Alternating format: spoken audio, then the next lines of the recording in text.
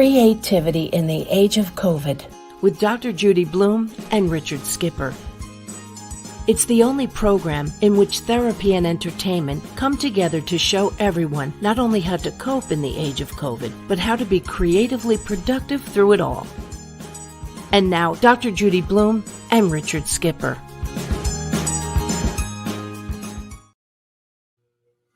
Hello, everybody, and welcome to Creativity in the Age of COVID with myself and Dr. Judi Blume, who you will be meeting in a few moments. I'd like to begin tonight by reminding all of you that today is number 202. It's been 202 days since our theaters shut down. And with that included cabaret, concerts, and film and television, which is the topic of tonight's show. Now, once again, before I bring Dr. Judi Blume on, I'd like to tell you a little bit about our guests tonight. We have three incredible men that I'm very excited to introduce to you. Tom Quinn is a twice Emmy-nominated documentary writer and producer for Discovery Channel, History Channel, National Geographic, BBC, and others. He spent 22 years writing and producing travel and adventure shows like Discovery's Expedition Unknown, a Shark Week special, Through the Wormhole with Morgan Freeman, and several shows debunking urban legends and conspiracy theories. That's another show. He's also a produced feature screenwriter and the author of the humorous book, What Do You Do with a Chocolate Jesus? An Irreverent History of Christianity. We also have Stuart Allen tonight. Stuart Allen is an acoustical, audio, video, film, and control systems designer, engineer, consultant, and recording engineer-producer. His work has included commercial, industrial, and residential facility designs, as well as soundtracks for film, video, and albums. He has designed numerous performing arts centers, theaters, recording and production studios, and has served as acoustical consultant to architects and builders. He is the founder and president of ADR Studios, Inc. He has designed and supervised the construction of a number of film screening rooms and recording studios for top entertainment industry executives. He was on the faculty design team and served as lead audio mixer for the 1994 Winter Olympics, for which he received an Emmy Award for technical excellence. And if I was to go into detail with all the shows that he has done technical design for, we'd be here for the next hour. We also have Cyrus Forest with us tonight. He has been a screenwriter and a television creator, writer, and showrunner for his longtime partner and fellow NYU graduate, Ethan Reif, since the early 1990s. Together, they have written screenplays for Tales from the Crypt, Presents Demon Knight, Bulletproof Monk, the Ridley Scott Russell Crowe Robin Hood, which began as the Spec Script Nottingham, and DreamWorks Animation's Kung Fu Panda. Again, too many credits to mention tonight, and we'll bring them on in just a few moments. But before we do that, I want to bring on my wonderful co-host, Dr. Judi Blume. How are you this evening? I'm great. How are you tonight, Richard? I'm doing great, all things considered. So what's been going on since you and I last saw each other? What hasn't been going on? The debates definitely were a television production. That was an interesting one. Were your phones ringing off the hook? Yes. They've definitely been ringing off the hook.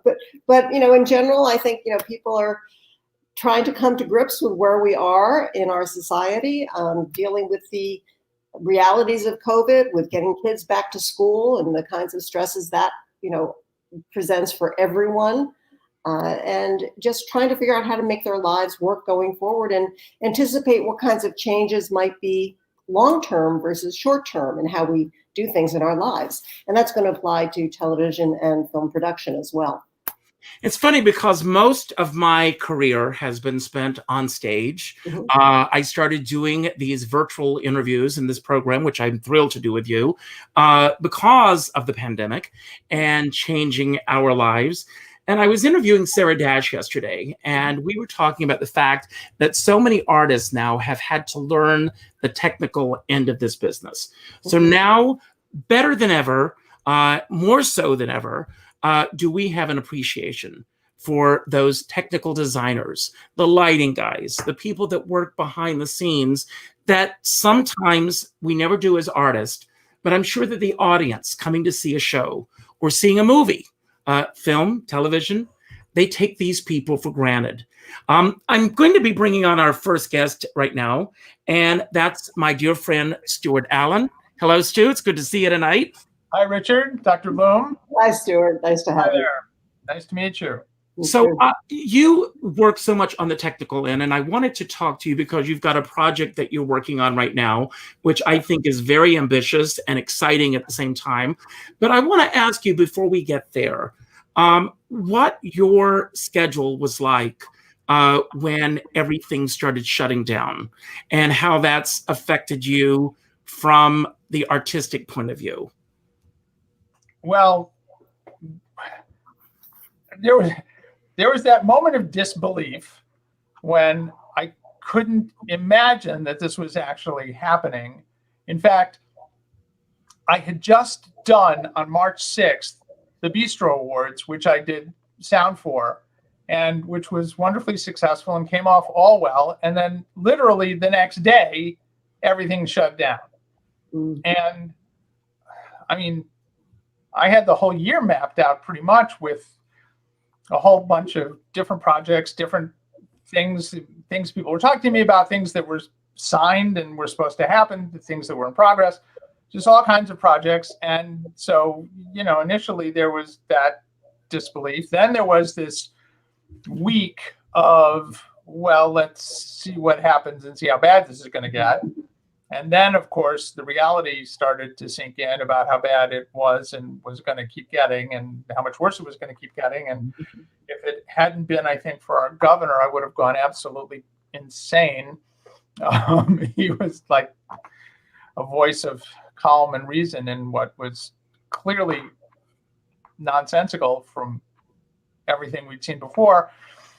And my wife, who's a Broadway star and actress and performer and all that, you know, is equally, you know, we're all shaking our heads because we're doing projects together and separately and all this. And so, I mean, it was just mass confusion. Then there was, I don't know, a week or two of just despair and desperation and trying to figure out where we were going to go, what we were going to do next, how we were going to make a living, how we were going to pay the mortgage, you know, all those things that suddenly, you know, because the income stream suddenly stopped. I mean, everything stopped. And then it got worse. And it kept getting worse. So there was that period. And then once in, I think, our governor's parlance, once we were sort of cresting the hill and we realized, okay, there's an end somewhere, we started thinking about, okay, what do we do between now and then? How do we start putting our lives together? What can we do? I mean, what positively can we do? And so lots of ideas got kicked around. Can we do shows in parking lots? Can we do shows in abandoned drive-in movie theaters? Where can we as artists make our art, music, dance, whatever happen? And where can we have some semblance of an audience? And it's been kind of a long road from there to where we are now, where we sort of kind of have it figured out. Sort of. I mean, there's still a lot of kinks. There's still a lot of weird things to figure out because the internet, while it's a wonderful thing, is not perfect. And so we're dealing with latency just right here as we're having this conversation. So there are a lot of hurdles to overcome to try to do something of really, really high quality. And what you said before about everybody having a greater appreciation and understanding of technology than they've ever had to, because now they have to, is certainly true, but it doesn't necessarily mean that everybody is going to have or be able to sort of wrap their arms around all the minutiae you have to deal with in order to make it really, really good. And so, as you also said, there's a lot of stuff that's not so great getting out there and clogging up the airwaves. And so that it becomes an extra challenge for those of us who are trying to do the next better thing to differentiate ourselves What's the big challenge for you during COVID? We're getting a little echo here. Are there two computers on somewhere, or that may be creating that? Or Stuart, maybe you understand why we're getting the echo. Well, it's entirely possible. Yeah. And speaking of challenges, there's one. So it's about open microphones. Okay. The more open microphones you have, the worse all of these situations get. So for things like Zoom meetings and stuff like that, where the general protocol in most of those, in order to make it work, is everybody's mic is off except whoever's speaking, and then everybody has to turn their mic on and off every time they want to talk. Well, we can do that. And while we're here, I want to bring Thomas Quinn on because Thomas deals with film and television. Tom, are you currently working on anything in this industry? And if so, what are the protocols that are being put in place with you at this point? No, I'm afraid I'm not working right now in the industry because the kind of show I do was just absolutely torpedoed by the whole coronavirus problem. Mm-hmm. I do an adventure show. I've been story producer and a writer on Expedition Unknown for the past 4 years. And it's an adventure show on Discovery where we go around the world and looking for Nazi treasure or unearthing mammoth tusks in Siberia or, lost cities in South America or wherever. And the problem is the very nature of the show is one that requires so much spontaneous human contact. It's not just a matter of getting on planes, which these days with the air filtration system is probably one of the safest indoor places you can be. Really? They've dramatically improved their air filtration now. So as far as indoor spaces, it's as safe as you could probably be. The problem is perhaps that's where we should be doing our performances. That would be great. That would be great to have a traveling show, literally.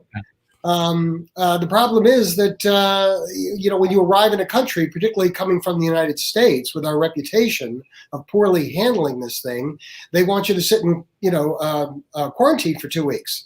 And you can't have a crew sitting there for 2 weeks waiting to shoot a show and doing nothing. Well, if I could interrupt for just a moment, I have a friend. She was actually on our first show, Nancy Soleil, and she works on cruise ships. And she just got a call just a couple of days ago for a ship that's going to sail out of Singapore. They want her to fly.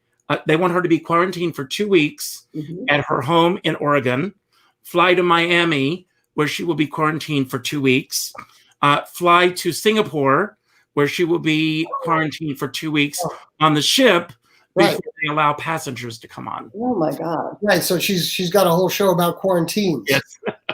But yeah, and that's the problem. And we have to do a lot of traveling. The nature of the show is where we'll fly to one country for a week and shoot, fly to another country for 5 days, fly to another one for 2 weeks, and all the while you're meeting experts and archaeologists and transportation people, other people locally that help you with the equipment and so forth. And there's just no way that you can observe the kind of protocols that you would in a normal Hollywood set. Now, they do have a set of protocols, and maybe Cy can talk about that because he works more in dramatic television than I do. You can have protocols if you're shooting on a movie set and keep people, separated. But with us, we're a crew of maybe 10 people. We got a dozen cameras. And, we're running around everywhere doing all kinds of things spontaneously. There's just no way to do it. And as a result, it killed the show for this season. And our host, Josh Gates, has basically turned the show into a late night talk show show. So he interviews adventure travelers around the world. He shows film clips from our show that may not have made it on the air before. And so he's kept it really interesting. But as far as, digging up Nazi treasure or stuff, not happening. Wow. And Cyrus, with the work that you're doing, you wear so many hats, but are you currently working right now, or has your career been put on hold as well? Well, I'm very lucky because though I produce and I do production, I'm primarily a writer. And so when you write in the film and television business, most of your time is not spent on set. You do spend a portion if you're actively working on a series, But when all this hit, I was developing a few projects with my writing partner. Right before the shutdown, we had set a couple projects up for development. So I literally had 2 scripts to write. So I basically, in a bizarre way, what I do, at least at the point when the coronavirus hit, really, I wasn't affected that much. It was essentially, okay, normally I would meet my writing partner and we'd work together in an office. We were just working from home and working over Zoom or whatever platform. So I was very lucky in that sense. But the way it does affect me directly is that shows that were in production or were getting ready to go into production got shut down. So there weren't a lot of opportunities to do production or to even go into, because sometimes I'll work on somebody else's show or I'll create a show and that show will go into production.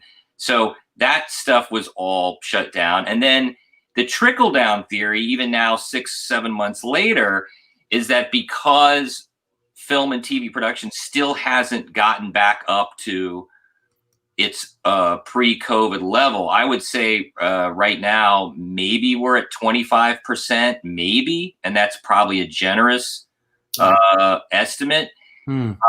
There's a backlog of scripts, a backlog of material, a backlog of projects that were green-lit back in January, February that haven't been able to go forward.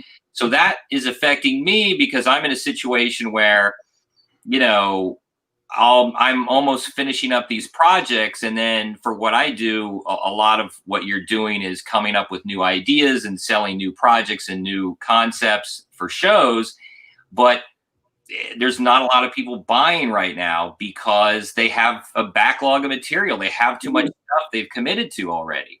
In fact, I think I found out yesterday that both HBO Max and Peacock, which are 2 relatively new streamers that have been, you know, buying material right and left and trying to fill their streaming platforms, both of them are not buying anything right now. They basically froze all their development because they have too much material they've already purchased and they're already trying to move forward. So now, I have a question for you on that. With both HBO Max and Peacock, were these networks that were going to happen anyway, or did they happen as a result of COVID? No, they were going to happen anyway. I think you're in this weird position in the entertainment industry right now.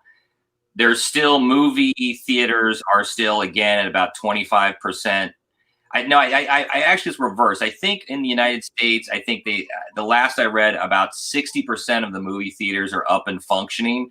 But of those 40% that aren't, there's a lot of major markets: Los Angeles, New York, Chicago. A lot of major markets are not open. So the movie pipeline is slow to a crawl. So things have been funneling into television and home entertainment and streaming.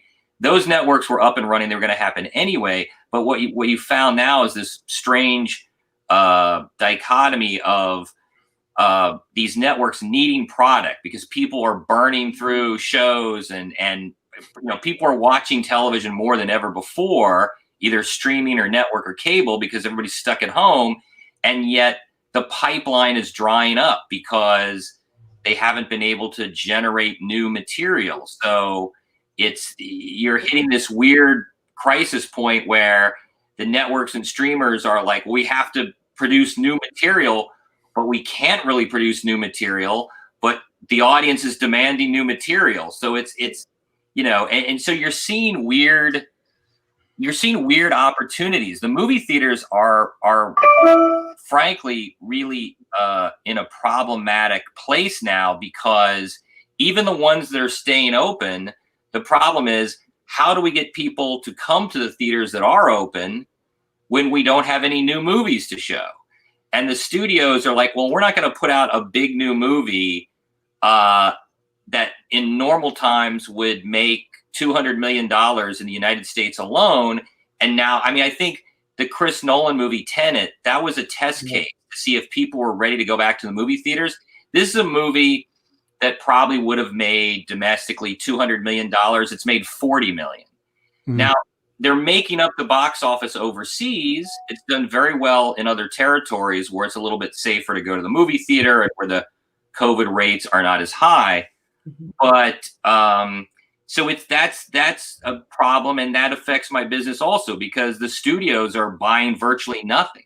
It's almost like television and movies now, unless you have a project with a major movie star or a major creative attachment, it's very hard to get something going because, again, until we get that production pipeline back moving and it's safe, and as Tom was saying, the protocols are in place, but production is the bottleneck. Production is the bottleneck. There's plenty of pre-production, writing, planning, all that kind of thing, and post-production is done in an editing room most of the time, so there's not a lot of social contact there. It's the production right in the middle that seems to be the bottleneck. Yeah, and until I would think, sorry, and I would think, you know, when you're talking about major stars, most of them, I think, are just afraid to want to get involved in anything right now. Look at Tom Hanks. Look at, you know, the families of various people, and they don't need the money. They don't need the work right now. So why take? No, it's true. It's like the protocols are in place, but again, it's iffy. It's sort of like every week you hear that something is back into production. It seems like next week something else has been stopped because, somebody has tested positive for COVID. There's a lot of production in Vancouver, Canada, and a lot of shows have finally started up because Canada is a little bit got their act together a little bit more. But even then this week, I saw 3 or 4 shows had to stop production because, you know, they had started and then they had to stop because they got some positive test results. So it's like, okay. So yeah, it's just not, there's not a clean flight path yet for the industry to sort of come back and take off the way it used to. So it's very, you know, it's a struggle. What is that doing to things like your budgets? You know, having to figure out that, you know, we may get shut down for COVID for a couple of weeks in the middle of shooting, or dealing with, you know, having to put up all, you know, and pay all of the people involved for that period of time. Well, I have two. Can I build on that for just a moment? And is there such a thing as a protocol right now for insurance that would cover a film production or something if that happens? I think, okay, so I have 2 direct experiences with this through friends. Well, first of all, the insurance, I'm sure the first big Hollywood production to go back into full production was a Jurassic Park sequel in the UK, and they were spending $6 million on safety protocols in addition to the normal. Now, they can afford to do that. It's Universal Studios. It's a giant, big production, and it's a big tent pole that they know is going to make a lot of money when it comes out. But, you know, $6 million to an average budget movie or an episode of television, that's about 2 episodes of television budget-wise combined. So these are tough numbers to deal with. And, you know, I have a friend who's an actor who was on a show at ABC that had been picked up for a 2nd season, and the show was being written and they were supposed to go back into production around now, and the show got canceled. They pulled the order. And the reason was because when ABC crunched the numbers, it was a new show going into its 2nd season. It was moderately successful, and in the normal world, they would have kept rolling the dice and ordered more episodes. But because of the safety protocols and the expense of putting the show back up on its legs and going back into production, it becomes like it's cost prohibitive. Why are we going to spend all this extra money on a show that's moderately successful? They'll blow the money on the sure things like Jurassic Park or, you know, CSI, you know, New Orleans or whatever the big franchises are.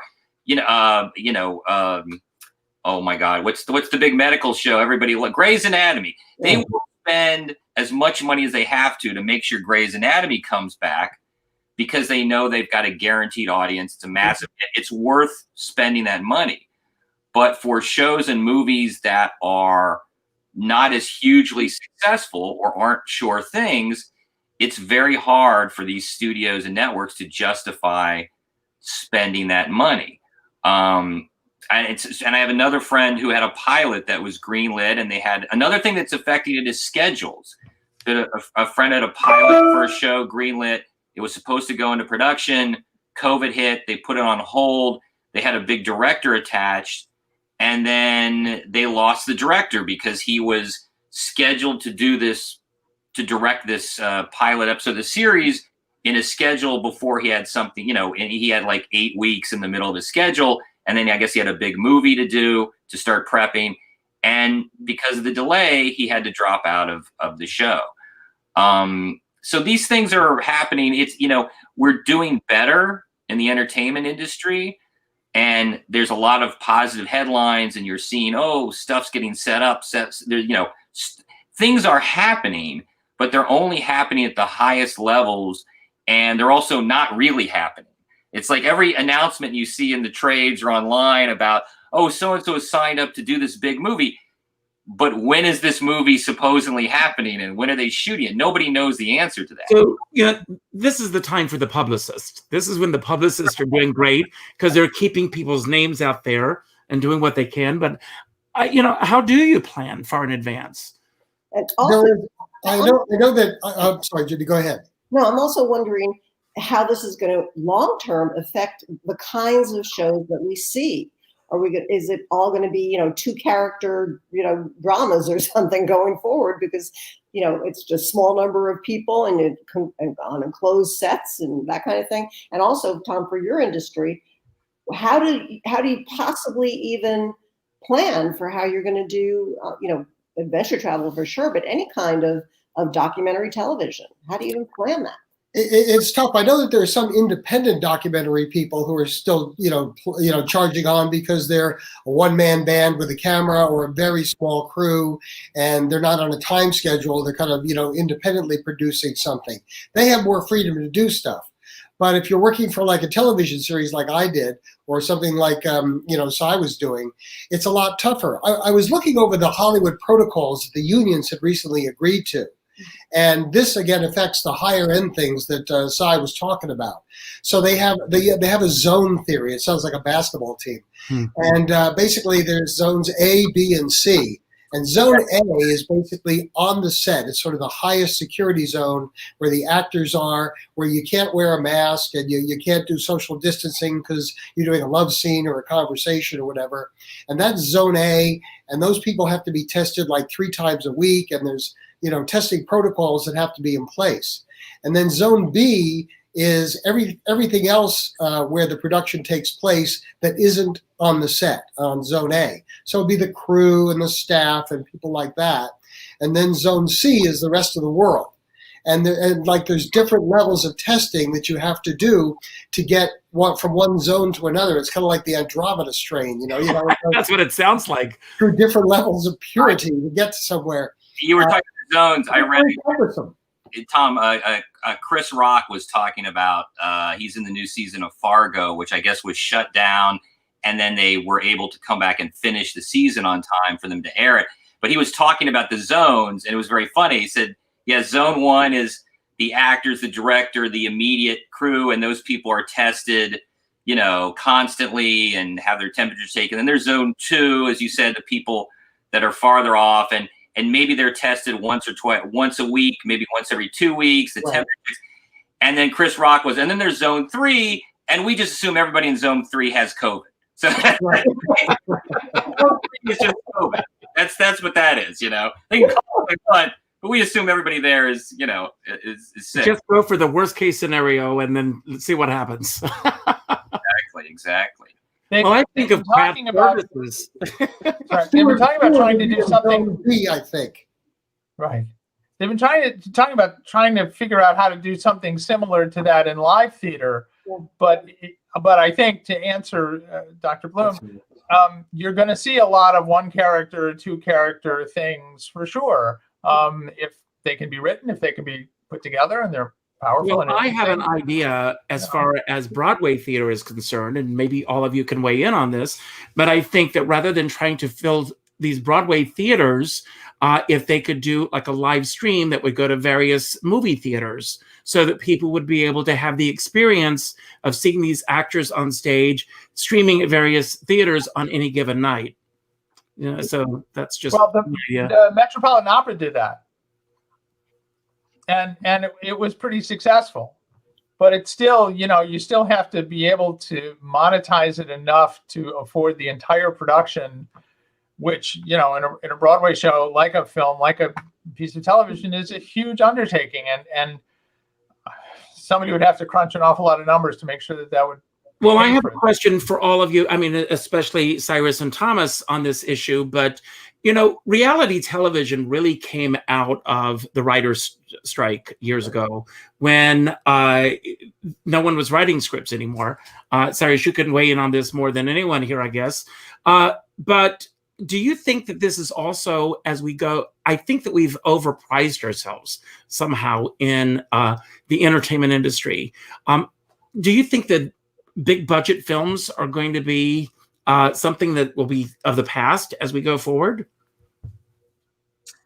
Boy, I don't know. I mean, the theory now is that we need big, giant spectacle movies to get people to risk their lives to go back to the movie theater. Because I'm going to risk my life. I'm it's going to be a good movie. Big, man. So I don't know. I think, some of this is going to involve technology, meaning you sit there and say, well, we can't do a movie anymore with like massive crowd scenes. Well, theoretically, you can. It's just the massive crowd scenes are all going to be computer generated. CGI, yeah. Extreme version I heard is somebody, I read an article, and I don't think it was in jest. They were talking about a theory of like, well, we'll start doing computer generated sex scenes. So if you have a movie where your two leads are supposed to, and you've got the gratuitous love scene, instead of the actors actually doing it, they will have computer generated doubles doing this, or any scene that's high risk, any scene that you normally just do that is considered. And it's weird. It's a extreme extension of what they do now a lot of times with stunts or special effects. I mean, Tom Cruise will jump out of a plane at 50,000 feet, but most people are not actually doing that stunt. He does it for the publicity too. He doesn't do it because he has to.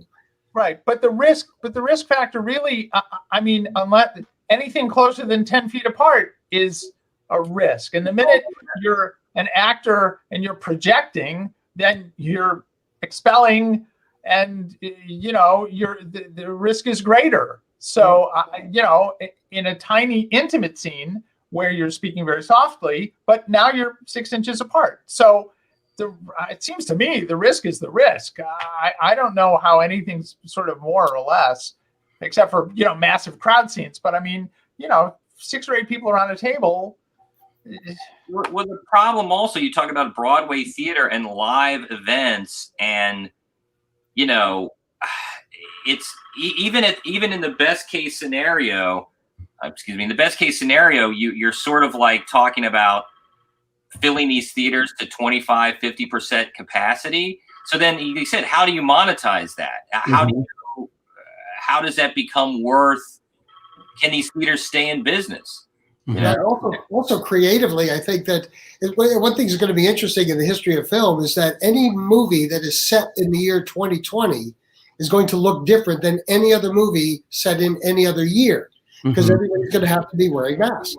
That's for sure. There's a creative question of, do you deal with COVID in the text of your drama, or do people want to get back to normal in such a way that they don't want to see that in their shows?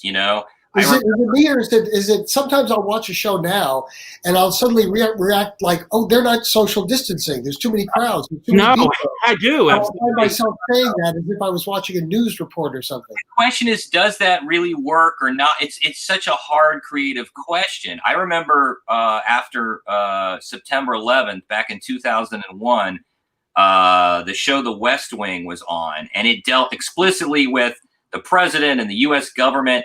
And they felt they had to do a very special episode about September 11th. And there's a lot of argument about, and then they went back to their normal plot lines.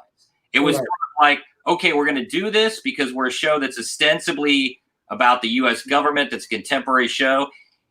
And there's a lot of debate or argument of whether or not that episode was any good or not. So it's hard to sit there and say, it's very hard when these social things happen or these emergency situations. It will trickle down at some point. The question becomes, when do you get a movie not a movie that's not about COVID but references COVID? You know, when do you have in the next Fast and the Furious movie, is The Rock going to make a COVID joke? You know, because it's something we all know and we all relate to, and the movie's not about that. But we're at least acknowledging the fact that it exists and we all went through it as a country. I don't know. I don't know the answer to that question. Yeah, I don't know either, but I think anything that's set in mid-2020, late 2020, early 2021 has to absolutely have lots of people with lots of masks and deal with it as part of the reality. I don't think you can do, like a contemporary episodic like Blue Bloods or something like that that's ostensibly now and not have that be part of the script. I don't see how you can stay away from it. Well, I don't know either. But then conversely, does an audience want to watch that? Is it there's something about question, but yeah. No, but there's something about, there's this great desire to get back to normal. When can we get back to normal? When can I go back to a restaurant and go to so the question is, does an audience want to see? I think the network Freeform threw together a show very quickly called Love in the Time of COVID. I think it was a 4-episode series. I don't know that it did particularly well. I think people were just like, I'm not going to watch that. This is my life. I'm living it. Yeah. Well, ironically, you could probably do The West Wing today with no masks. Yeah. Well, there you go. Given the administration, but the flip side of all of that is, and I'll just relate an experience. I was on the Lower East Side recently, doing some work in a recording studio, all very safe and whatever. And as I was walking from the parking lot to the recording studio, which was about 6 or 8 blocks, and I'm walking through the Lower East Side and watching New York come back to life in the time of COVID. So it was sort of very positive, even though everybody walking around was wearing a mask and there were all the restaurants were building their outdoor dining things and everybody was hustling and doing and getting all this outdoor stuff prepped. And then on my way back to the parking lot when the session was done and it was evening and all the restaurants were packed out on the street and it was somehow very positive despite the negativity, but it was sort of a good message that we can get through it and overcome it and whatever. Reassuring Yeah.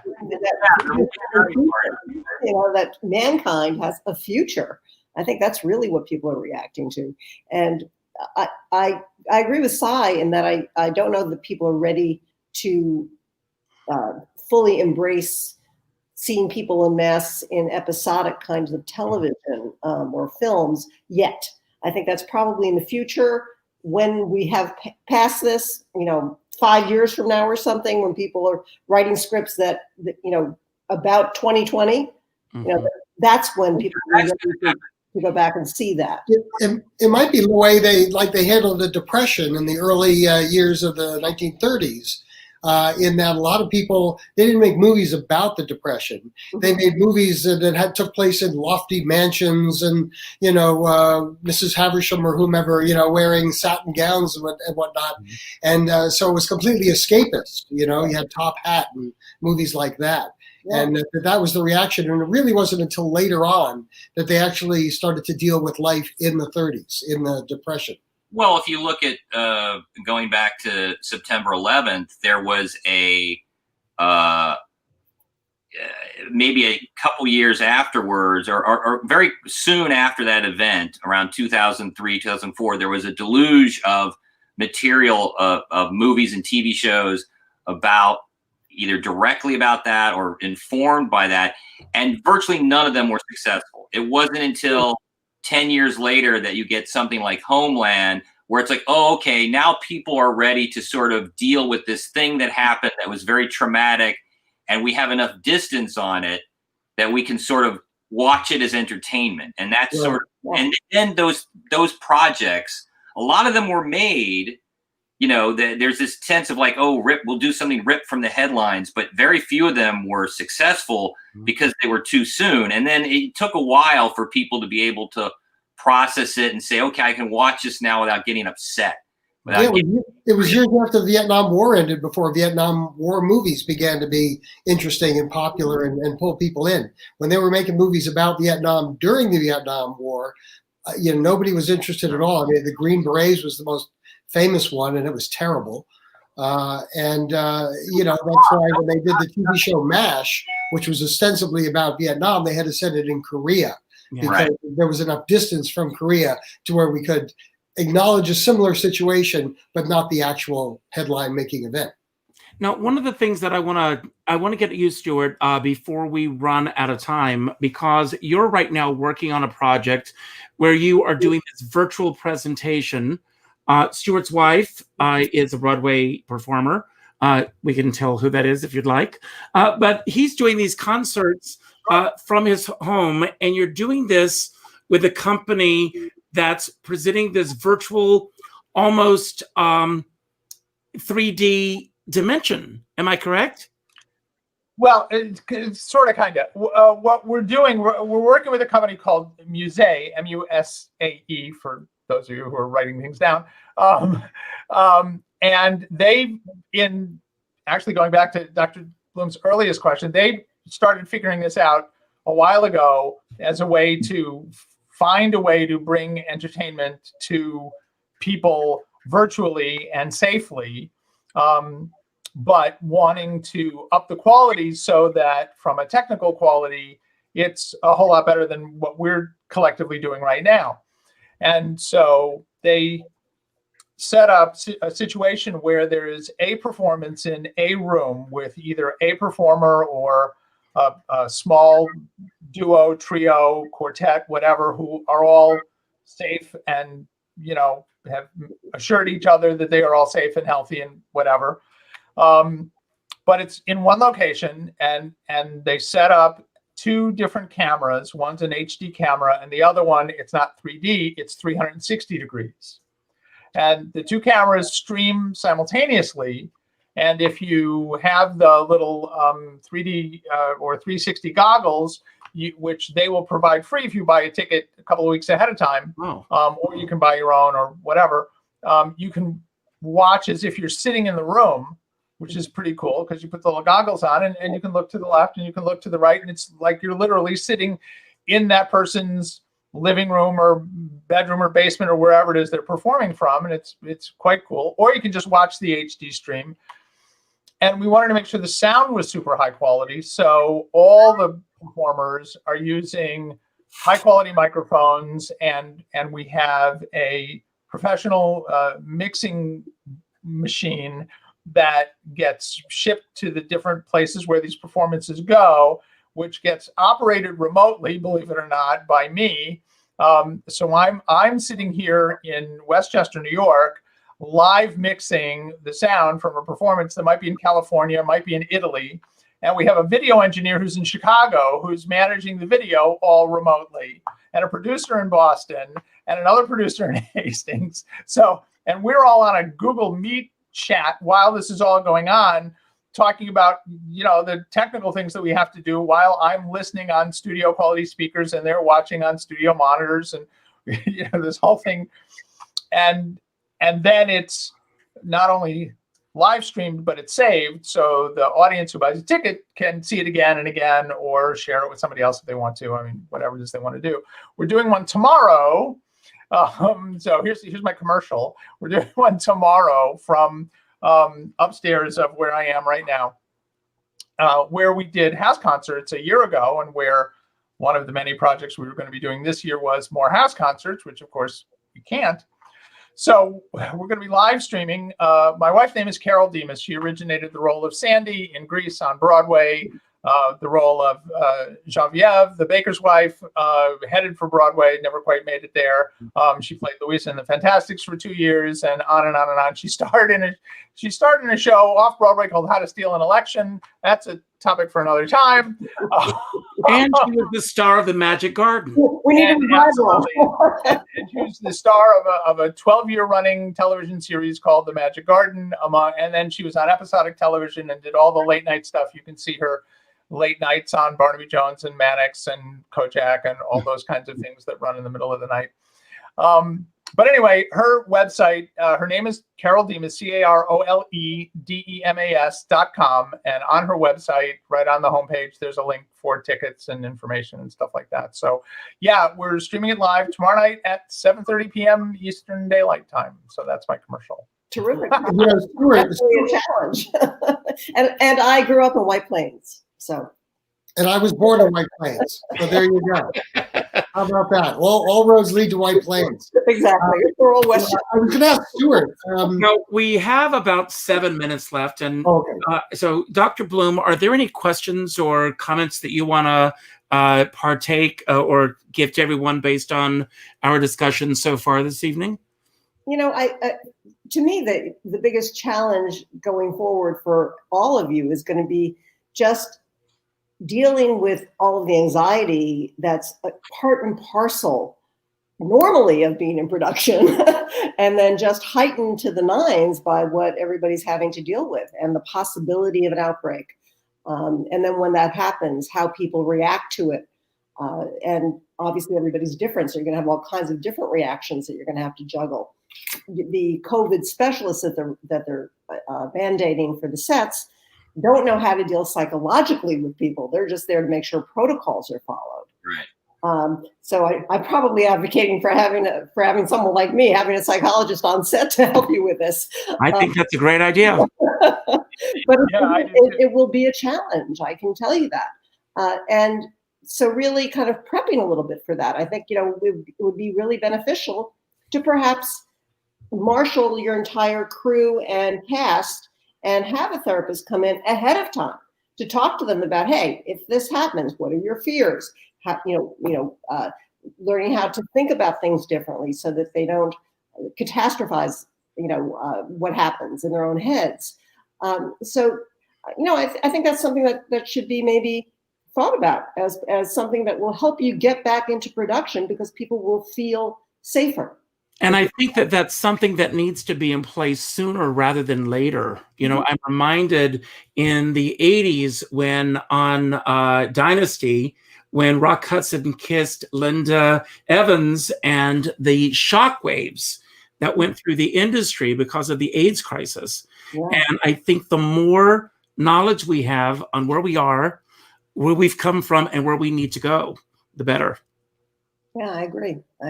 Yeah, not putting our heads in the sand, as they say, just really dealing with the reality of all this. And it's going to change the industry. It's going to change the industry to some degree. I mean, Stuart was talking about, virtual conferencing and stuff. I did something like that back in around 2007 when we were working on a show about the book Angels and Demons. And we had to have a special effect where we blew up Rome with an atomic bomb. Long story. And the company we chose was an English company. And so they were doing the work in England while we're on teleconferencing, watching their work on my computer in Hollywood. And that was like a rare, weird, bizarro thing for the moment. But that's going to become, as Stuart was making clear, a lot more common. And particularly, my hat's off to Stuart, being a sound guy on a virtual reality set with a 360-degree view, because there's nowhere to hide the microphone. Well, everyone, I want to thank you all for being here this evening. Before we sign off, I want to remind everyone that Dr. Bloom and I do this twice a month. Happy October, everyone. We'll be back on the 15th. We will decide what that topic is going to be. If you have any suggestions, by all means, let us know.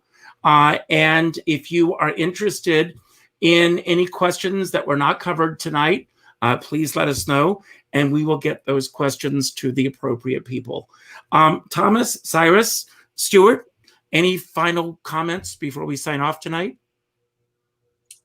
Stay safe and stay creative. Yeah. Safe and creative. Yeah, absolutely. Go ahead. No, I was just going to say it will get better eventually. It has to. Yeah, it's only temporary. It's not like it's forever. And Dr. Bloom, I'm giving you the final word tonight. We are all truly in this together, so just remember that. And yes, we will get through it one way or another. Everything changes always. So this too shall pass. Thank you all, and we'll see you back here on the 15th. Goodbye. Bye. Richard. Thank you.